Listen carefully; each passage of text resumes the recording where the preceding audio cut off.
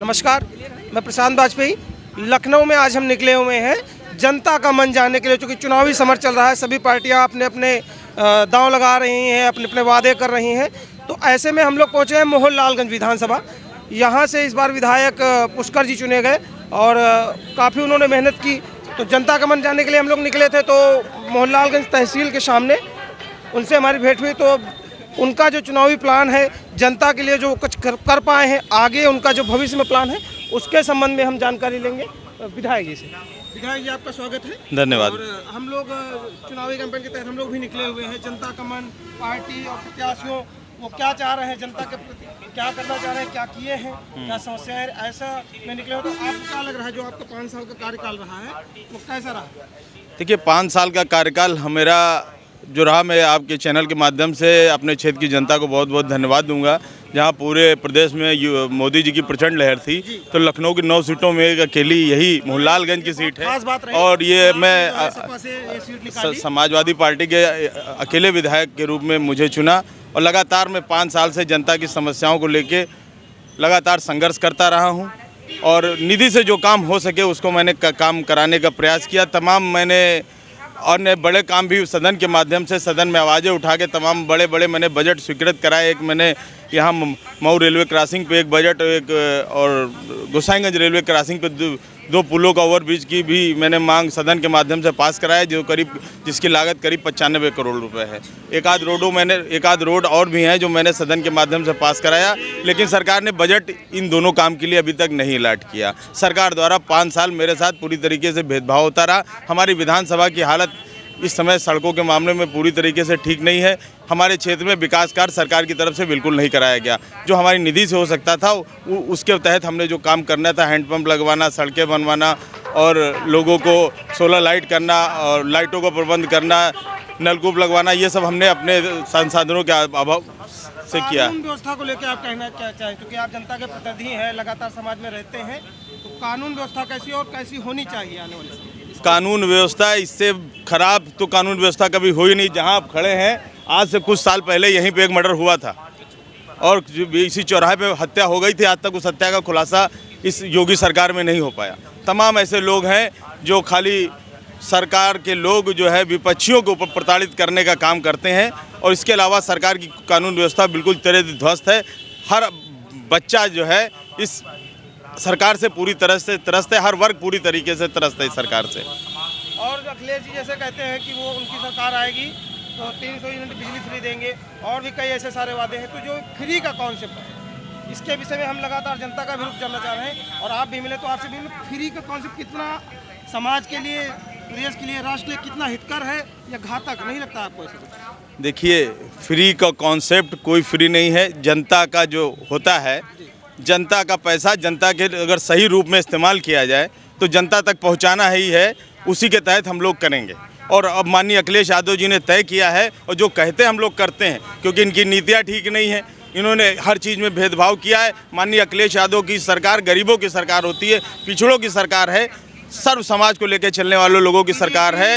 और ये आरोप लगातार लगा रहे हैं जब से 300 यूनिट की आप लोगों की घोषणा हुई है कि सपा राज में तो बिजली नहीं आती है, तो फिर फ्री कैसे दीजिएगा? वो ये इनके बस की बात नहीं है। हमारे राष्ट्रीय अध्यक्ष जी कहते हैं कि ये इनके बस की बात नहीं। बत्ती के जितने कारखाने हमारी सरकार में लगना शुरू हुए थे, उसको ये पूरी तरीके से अभी तक पूर्ण नहीं कर पाए हैं। हमारी सरकार आते ही सब कारखाने चालू होंगे। एक बड़ा आरोप आपकी पार्टी का रहा है कि जो भी इस शासनकाल में कार्य हुए बड़े, वो समाजवादियों ने बताने का प्रयास किया है कि ये हमारे कार्य हैं। ऐसा आरोप भी बीजेपी वाले लगाते हैं।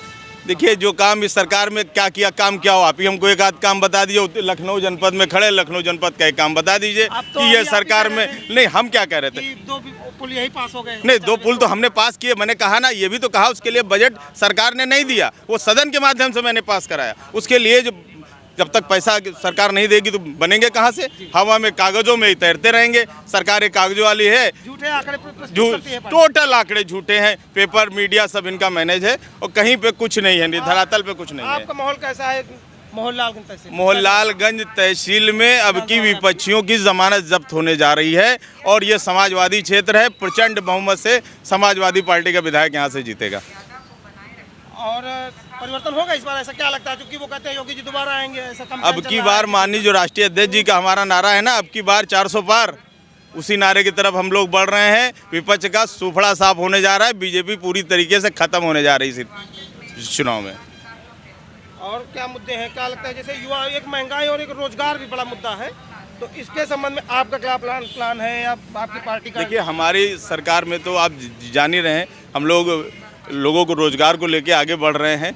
हम लोग शिक्षा पे जोर दे रहे हैं, हम लोग लोगों की स्वास्थ्य सेवाओं पे हमारी सरकार की नज़र है। तो हम लोग आने वाले समय में बड़ी संख्या में लोगों को रोजगार देने का काम करेंगे, लोगों को शिक्षित करने का काम करेंगे। माननीय अखिलेश यादव जी ने कहा है कि आईटी के क्षेत्र में हमारी सरकार बनते ही 22 लाख लोगों को रोजगार हम लोग देंगे, क्योंकि सरकार की नीयत नहीं, सरकार को पता ही नहीं है कि कहाँ से रोजगार होगा, कहाँ से नहीं मिलेगा। हमारे मुख्यमंत्री जी लैपटॉप ही नहीं चलाना जानते, तो लैपटॉप बांटने में उन्होंने 5 साल लगा दिए। वो बीजेपी वाले कहते हैं कि तो बुलडोजर भी चलाना नहीं अरे जानते, वो बुलडोजर जहाँ चला रहे हैं उनको पता है, अब की बुलडोजर का मुंह किधर जाएगा कि कहाँ चलेगा, ये योगी जी को भी पता है।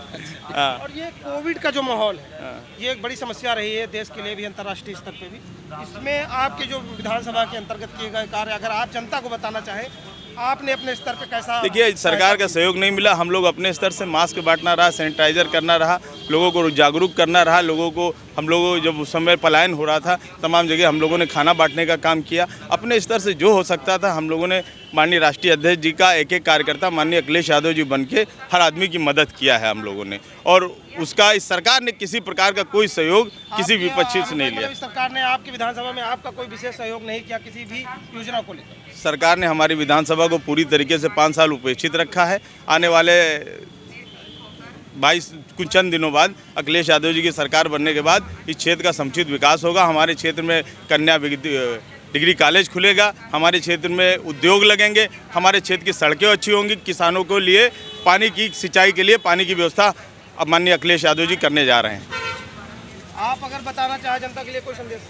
अब जनता तो सब जान रही है, सब समझ रही है। 5 साल से झूठे वादे इस सरकार के झेल रही है वो। अब जनता केवल परिवर्तन चाहती है और 2022 में माननीय अखिलेश यादव जी को सूबे की कुर्सी पे देखना चाहती है। इसके नीचे कोई समझौता जनता करने को तैयार नहीं है, इनको हर हाल में विदा करना चाहती। धन्यवाद, आप हमारे साथ बात की। हमारे साथ है मोहनलालगंज विधानसभा के विधायक अमरीश पुष्कर जी।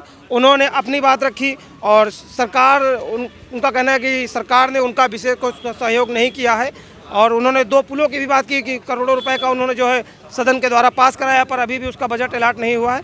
तो लगातार हम लोग जनता की बात जानने के प्रयास करें। उसी श्रृंखला में हमको मिले ये पुष्कर जी, उन्होंने अपनी बात रखी। प्रशांत वाजपेयी के साथ वीडियो जर्नलिस्ट पीयूष पांडे, लखनऊ।